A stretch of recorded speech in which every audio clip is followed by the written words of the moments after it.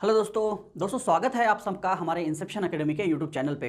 दोस्तों आज हम लोग बात करने वाले हैं क्लास 6 और क्लास 9 नवोदय विद्यालय की जो एंट्रेंस एग्जाम होती है क्लास 6 और क्लास 9 में एडमिशन के लिए, उसके बारे में हम लोग आज बात करेंगे। दोस्तों इसका एज क्राइटेरिया क्या होता है, कौन बच्चा कौन सी स्टैंडर्ड में होने के बाद, कौन सा एज के क्राइटेरिया में होने के बाद अप्लाई कर सकता है, इस एग्जाम को दे सकता है और नवोदय विद्यालय में एडमिशन ले सकता है, इन सारी तमाम बातों के ऊपर हम लोग आज डिस्कस करेंगे। तो सबसे पहले स्टार्ट करते हैं नवोदय विद्यालय क्या होता है उसके बारे में। तो दोस्तों नवोदय विद्यालय जो है ये सेंट्रल गवर्नमेंट की एक स्कीम है, स्पेशली जो बच्चे ग्रामीण भाग से रिलेटेड करते हैं, जो बच्चे ग्रामीण क्षेत्र से आते हैं उनके लिए 75% कोटा होता है। दोस्तों ये बात आप समझ लो, जो बच्चे ग्रामीण क्षेत्र से है उनके लिए 75% रिजर्वेशंस होता है, जिसको हम लोग विलेज एरिया बोलेंगे। और जो बच्चे शहरी भाग से होते हैं जिसको हम लोग अर्बन बोलते हैं, अर्बन,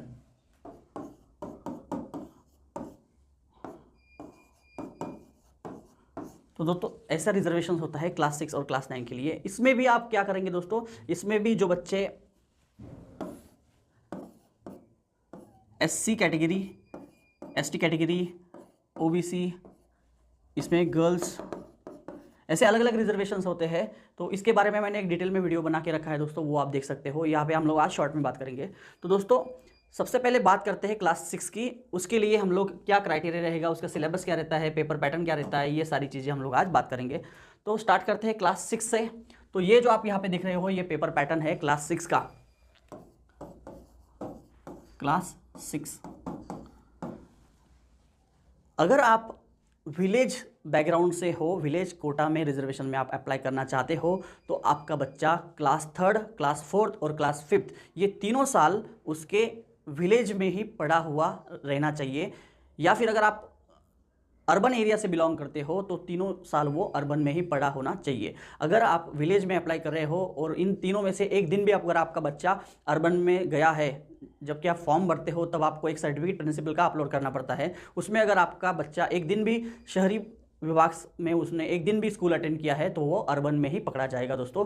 तो ये चीज़ आप ध्यान में रखें। बहुत से पेरेंट्स क्या करते हैं, बच्चे को चौथी पाँचवीं सिटी में अर्बन एरिया में पढ़ाते हैं और जब आपको नवोदय विद्यालय की एग्ज़ाम देनी रहती है तब उसको विलेज में शिफ्ट कर देते हैं। तो दोस्तों ऐसा नहीं होता है, ऐसा बिल्कुल भी मत करिए, क्योंकि आपसे ज़्यादा जो नवोदय विद्यालय, जो नवोदय समिति है वो स्मार्ट है, उनको सारी डिटेल्स पता होती है। अगर ऐसा आप करते हो तो आपका जो बच्चे का एडमिशन है वो कैंसिल हो सकता है। तो ऐसा बिल्कुल भी करिए नहीं दोस्तों।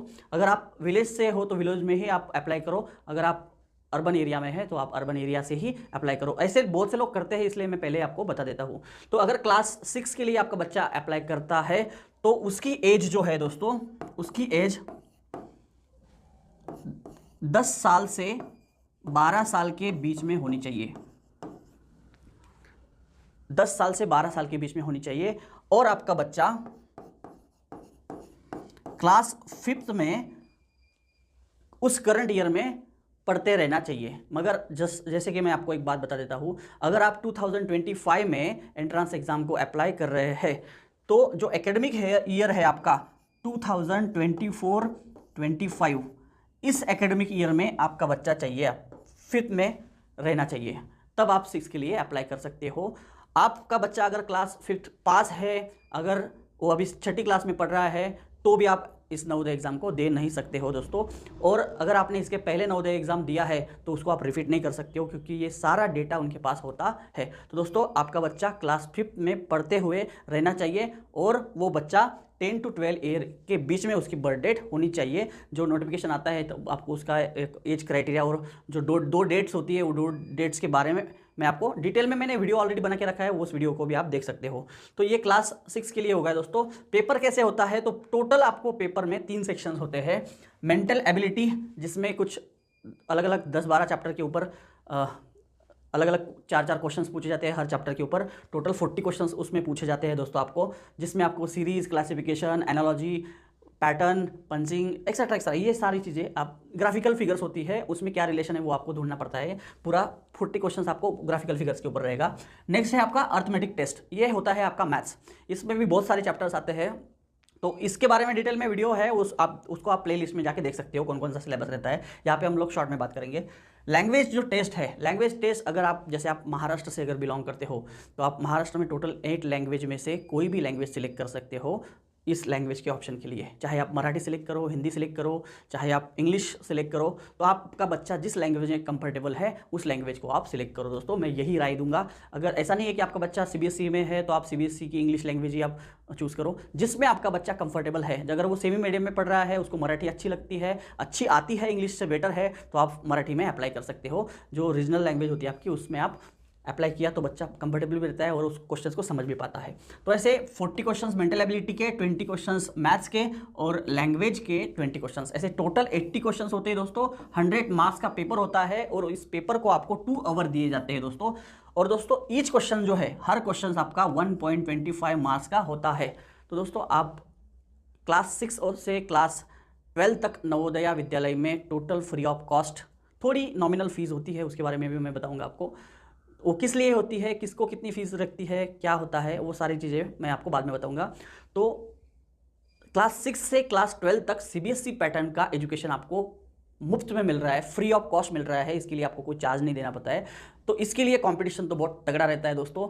तो आप अगर नवोदय एग्ज़ाम देना चाहते हो तो अगर आप विदाउट प्रिपरेशन देते हो तो आप कंपटीशन में कहीं पे नहीं रहते हो दोस्तों, क्योंकि बहुत बच्चे बहुत ईमानदारी से उसकी बहुत प्रायर डेट से उसको प्रिपेयर करने लगते हैं। क्योंकि एजुकेशन, अच्छे क्वालिटी का एजुकेशन और वो फ्री ऑफ कॉस्ट, कौन नहीं अप्लाई करेगा दोस्तों, और कौन नहीं इसके बारे में अच्छे से पढ़ाई करके एग्ज़ाम देना चाहेगा। तो दोस्तों ये आपके माइंड में फिक्स कर लो। मैं आपको अप्रॉक्स मेरिट बताता हूँ शहरी ग्रामीण से। अगर आप 80 में से, अगर आपका 80 में से 74-75 क्वेश्चंस आप करेक्ट कर रहे हो तो ही आपका सिलेक्शन होता है, वरना सिलेक्शन नहीं होता है। ये जो क्राइटेरिया है, ये क्राइटेरिया ऐसा है, हर साल अलग अलग मेरिट होता है। विलेज के लिए, ग्रामीण क्षेत्र के अलग लिए होता है, और शहरी भाग मतलब जिसको हम लोग अर्बन बोलते हैं उसके लिए अलग अलग होता है दोस्तों। तो ये चीज़ आप समझ सकते हो। इसके बाद हम लोग बात करेंगे क्लास 9 के बारे में। ये क्लास 9 का आपको यहाँ पे पेपर पैटर्न दिख रहा है दोस्तों, क्लास 9। तो क्लास 9 में आपका बच्चा जो है, उसकी एज जो है वो 13 टू 15 ईयर के बीच में होनी चाहिए। और आपका बच्चा जो है वो क्लास 8 में, इसको आप 8 ऐसे लिख लो, मैं रोमन में भी और ऐसे सिंपल। तो क्लास 8 में पढ़ते हुए रहना चाहिए। कौन से एकेडमिक ईयर में? अगर आप 2025 में अप्लाई कर रहे हो तो 2024-25 इस एकेडमिक ईयर में आपका बच्चा क्लास 8 में पढ़ते हुए रहना चाहिए। इसके लिए भी क्राइटेरिया वही है दोस्तों। आप अगर विलेज से बिलोंग करते हो तो प्रीवियस 3 स्टैंडर्ड आप विलेज में ही पढ़ते हुए रहने चाहिए। अगर आप सिटी से अप्लाई कर रहे हो तो प्रीवियस 3 स्टैंडर्ड आप सिटी में ही अप्लाई पढ़ते हुए रहने चाहिए। तो यहाँ पे टोटल 4 सब्जेक्ट दिए हैं दोस्तों, हिंदी, इंग्लिश, मैथमेटिक्स और साइंस। हिंदी और इंग्लिश दोनों लैंग्वेज के 15-15 क्वेश्चंस होते हैं। यहाँ पे क्वेश्चंस, हर क्वेश्चंस को 1 मार्क रहता है, 1 मार्क का ईच क्वेश्चन रहता है। मैथमेटिक्स में 35 क्वेश्चंस पूछे जाते हैं 35 मार्क्स को, और साइंस में 35 क्वेश्चंस 35 मार्क्स को। टोटल 100 क्वेश्चन जो होते हैं आपको 100 मार्क्स के लिए पूछे जाते हैं दोस्तों। इसमें से मेरिट जो होगा ये मैथ, साइंस और ये दोनों लैंग्वेज में से जो मैक्सिमम रहता है, मैक्सिमम आप जिसमें स्कोर करते हो वो आपका कंसिडर किया जाएगा, चाहे वो हिंदी हो या चाहे वो इंग्लिश हो दोस्तों। इसमें आपको ज़्यादा लैंग्वेजेस का ऑप्शन नहीं रहता है। तो आप समझ सकते हो ये एज के बारे में और क्लास के बारे में मैंने आपको बता दिया। क्लास 9 में कंपटीशन बहुत ज़्यादा होता है। जैसे अगर मैं आप बात करूँ अभी 2024 की जो नवोदय विद्यालय की एग्ज़ाम हुई, क्लास जलगांव से मैं बिलोंग करता हूँ दोस्तों। तो जलगांव के बारे में मैं आपको बता दूँ तो लगभग 12,500 बच्चों ने क्लास 6 के लिए अप्लाई किया था। उसमें से कुछ बच्चे एब्सेंट रहते हैं।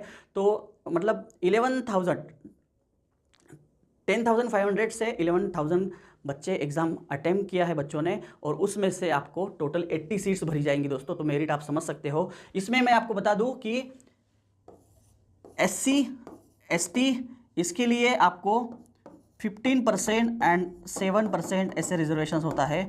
OBC के लिए अलग रिजर्वेशन होता है, गर्ल्स कैंडिडेट के लिए अलग रिजर्वेशन होता है, दिव्यांग के लिए अलग रिजर्वेशन होता है, जो दिव्यांग चिल्ड्रंस होते हैं उसके बारे में। और थोड़ा टाइम का जो लिमिट है दिव्यांग बच्चों के लिए थोड़ा बढ़ के होता है, लगभग 40 मिनट्स, उनको 30-40 मिनट ज़्यादा मिलते हैं दोस्तों नॉर्मल बच्चों से।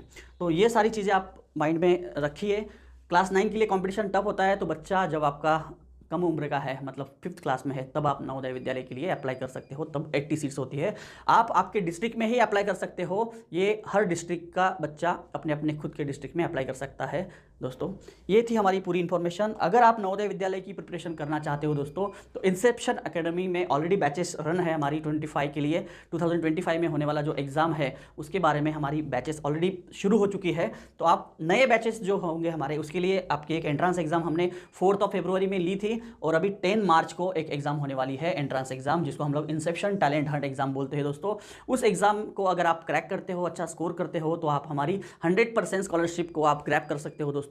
हमारे यहाँ पे बच्चे रेसिडेंशियल फुल टाइम कोचिंग भी करते हैं दोस्तों। तो आपको कोई भी एग्ज़ाम के बारे में अगर जानना है, क्लास 1 से लेके क्लास ग्रेजुएशन तक, तो ये सारे एग्जाम्स हम लोग आपको बताएंगे, पूरी डिटेल इन्फॉर्मेशन आपको बताएंगे। ये जो एंट्रेंस एग्जाम है RIMC, सैनिक school, military school, Navodaya Vidyalaya, इसके लिए जो बच्चे प्रिपरेशन करना चाहते हैं, ये सारे बच्चे इस एग्ज़ाम को दे सकते हैं दोस्तों। RIMC जो देहरादून में स्कूल है, कॉलेज है, उसकी हर साल में 2 बार एग्ज़ाम कंडक्ट की जाती है दोस्तों।